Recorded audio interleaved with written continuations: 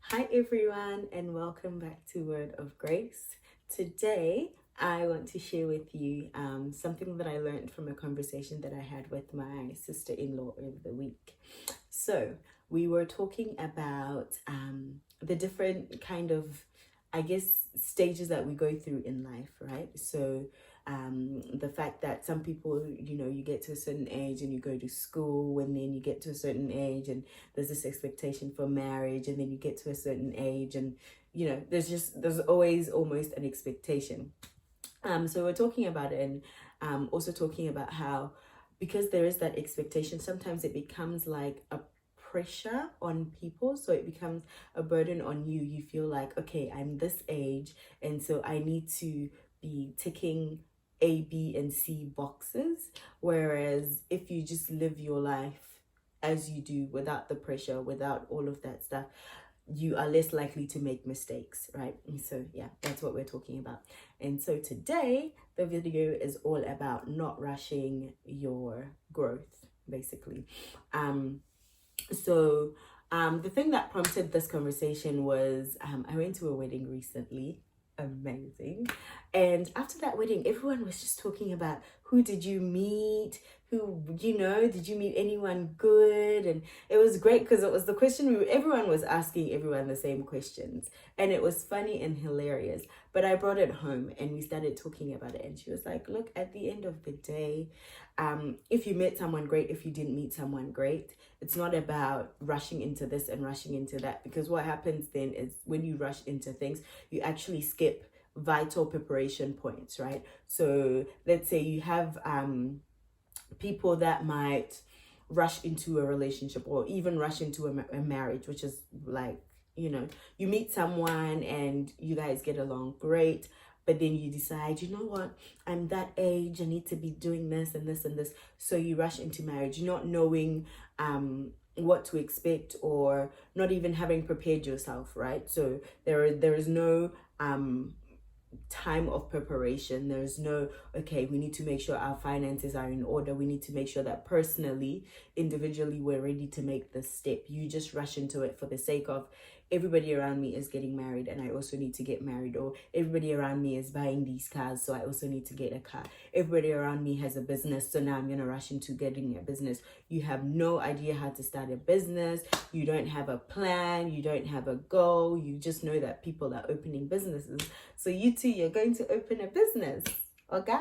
So you go and you open it, and then things fall apart. And sometimes we begin to point fingers and blame and all of that stuff. But a lot of the time it's because we rushed through that process. You didn't take the time to go through your growth, but you rushed that growth. And so today I think I'm going to focus more on that relationship side, because it relates to me more, So I recently went out with someone, and it was a nice, lovely experience. But I just kept thinking about it, like, Grace, is this something that you're ready for? Is this going forward, or is it coming backwards? And anyone that knows me knows that Madam relationship consultant slash fanatic slash fan slash all of these things. I'm all of the above. I love relationships. But personally, it's been not the easiest thing for me to get into. And I think it's because I've tried so many times, and I've always tried having rushed into things, right? So there's that whole thing of, before you begin a relationship, you start with like a friendship. You get to know each other. You find out, things that you like about each other. I went out with someone and the person swore, and I realized, oh, that's not something that's for me.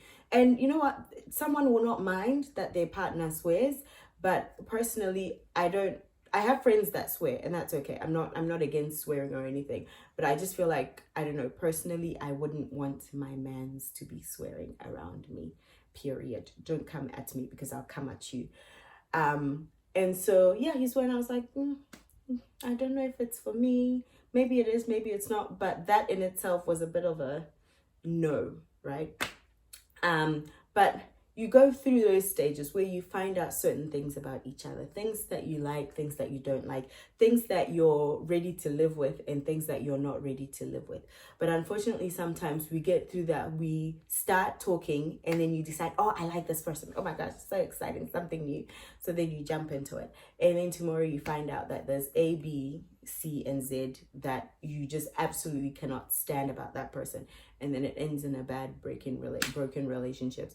And let me be very honest, I don't think that's the plan for God on our lives. Like, God is not wanting anybody to be hopping from one relationship to the other. And so let's take the time to actually get to know people before you start things. And this, I'm even talking to myself, taking the time to get to know someone, get to know who you are with that person. Because there are times when you get into a relationship, yeah, and it's great, like you're an amazing person, and then the moment you get into that situation, you start losing yourself a little bit because you haven't quite worked out who you are with that person. Like, sometimes you get into a relationship and you find out that this person just brings out the jokester in you. Like, you just cannot be serious around them. There's nothing wrong with that, but is that what you're going to be for the rest of your life with that person? Let's say this is the person that you end up married. Are you forever going to be a jokester? You might meet someone as well that they themselves are the jokester. Like, they just cannot be serious for 2 seconds. And this is something that frustrates me to death, right? Like, people that are always joking. I love joking. I like to play around. Let's crack a joke. Let's make fun of each other. But are we going to joke all the time? Can we also make space and room for serious conversations? Can we talk about the things that needs to be talked about? Can we ask each other those deep, intimate questions that actually are going to be central to our living together? And if not, then why are we together? You know, if every time that conversation comes up, it's going to be a brush it aside, then what are you doing? You know, what are you doing to each other, with each other? And then the other thing as well is, like, those doubts that come up. Yeah, I don't think that it's unnatural to question, maybe not even your partner's motives or intentions, but like maybe to question, oh, why would you do that, or what would you do that, you know, all of it. It's not unnatural to question your partner. However, it's unnatural to have insecurity about who they are and what they're doing. And so many people are in relationships and staying in those relationships, even though they don't have that security about their partner. Like, they'll be in one place, their partner will be in one place, maybe not even that far, like just a little distance from each other. But in your head, you keep thinking, oh, what are they doing? Should I call? Do I need to check up on them? Blah, blah, blah, blah. That in itself is a sign of an unhealthy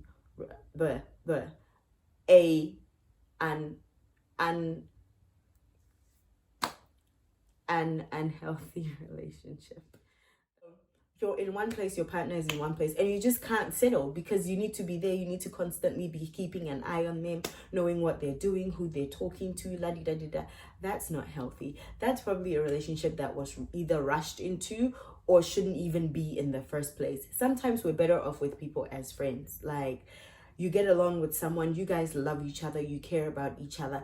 That in itself is not ground root to start a relationship. Before you start something, make sure you've got the groundworks prepared properly. Like, lay the proper foundation. It's not just, oh, I like them, they like me, and then let's hop into it. First of all, have you guys prayed about it? Do you both know that this is something that you are getting into? Do you both know that this is something that you're getting into purely out of, you know, like, sometimes you get into things and it's just for the physical, like you tell yourself, oh yeah, my heart, and but it's purely for the physical sense of it. Is that why you're into it? Are you with each other because you think you are fit and hot? Because it's ground to relationships these days. Like, people will only get into a relationship with someone because they think they're hot, and then 2 months down the line, they're not hot anymore. Some people gain weight, some people lose weight, some people do things, pimples start popping up, and then the hotness is gone. What do we do then in that situation? So yeah, people get into relationships because they think each other are hot cakes. they want to devour. And then, you know, the hot cake will grow cold and things will fall apart. And then we will find other neutral people that they're not part of the relationship. We'll find those people to blame, and we will shift blame on other people rather than just saying, look, maybe we weren't ready for this relationship, or maybe we weren't even supposed to be in this relationship in the first place.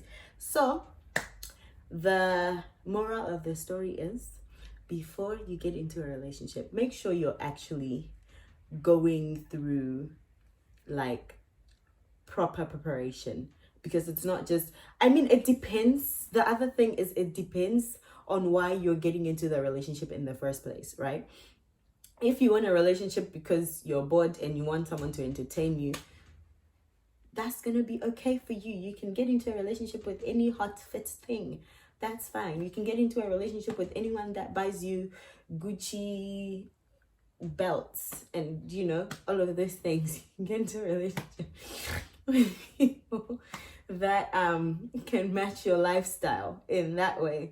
But if you're wanting to be in a relationship for something that is a bit more meaningful than having just companionship for the sake of having companionship, if you want to be in a relationship for something that's a little bit more long lasting and enduring, and, you know, not just boyfriend girlfriend, but leading into marriage partners, and then leading from husband and wife to parents to possibly grandparents to growing old together, to all of those things, then the right foundation needs to be laid. And that means that taking that time to actually get to know, understand, and learn how to love each other, and learn how to be intimate with each other. And intimacy isn't always, you know, the bedroom kind of intimacy. It like intimacy in the way you talk to each other, the way you are around each other, the way you just the way you are yourself, how you can be, right? Like your way of being when you're around each other. That in itself is intimacy as well. And those are all things that needs to be built on, right? If this is something that you want to last a while, and by a while I mean a lifetime. But if it's something that you're just like, look, I just need someone for Monday, and then, you know, maybe on the weekend I'll find someone else, and then the next weekend we'll do something different, we'll spice it up, we'll season it up. Go for it. Go for the hottest thing. Go for the thing, the person that will buy you the, you know, Starbucks coffee in the morning. Go for the person that will buy you this. Go for the person, because that in itself, that doesn't mean because someone's buying you something means there's no depth or, you know, meaning to it. It could be the way someone shows their love, you know, and so there's nothing wrong with that.